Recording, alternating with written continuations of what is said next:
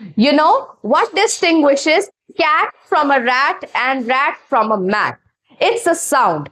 Essentially, the speech sound that distinguishes R from mer sound and mer from ker sounds. This is all phonetics. Phonetics is one of the most important and most asked definition based topic for NTA UGC NET exam, and we just cannot miss its definition. Phonetics is essentially the production, transmission and reception of human speech in a scientific manner to ensure uniformity. Speech एक sound कैसे बनता है, कैसे transmit होता है और कैसे receive होता है, जब इसकी स्टडी हम कहते हैं तो उसे हम फोनेटिक्स कहते हैं। फोनेटिक्स का भी एक यूनिट होता है, क्योंकि हम इसको साइंटिफिक स्टडी कह रहे हैं तो फोनेटिक्स का जो यूनिट होता है that is known as phoneme.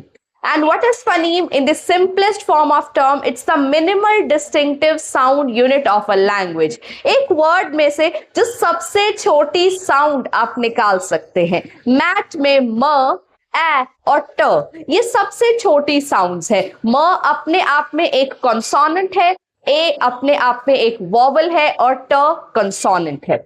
जब हम इंटरनेशनल फोनेटिक्स के हिसाब से पढ़ते हैं तो हमारे पास 44 साउंड्स है और आज तक हमने क्या पढ़ा है 26 alphabets. No, there is no sound for y in the young, so that is why phonetic system छोटी से छोटी distinctive sound को पकड़ता है और उसे कैटेगराइज करता है, आइडेंटिटी देता है।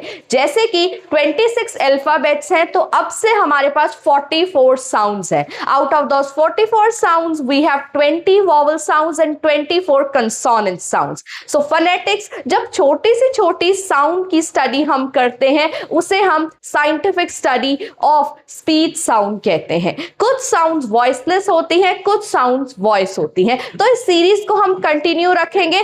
डेफिनेशन बेस्ड टॉपिक जो मैचड फॉर्म में एनटीए यूजीसी नेट पे पूछे जाते हैं, वन बाय वन उन्हें टेकअप करेंगे। So stay tuned to my YouTube channel. This is doctor Neha.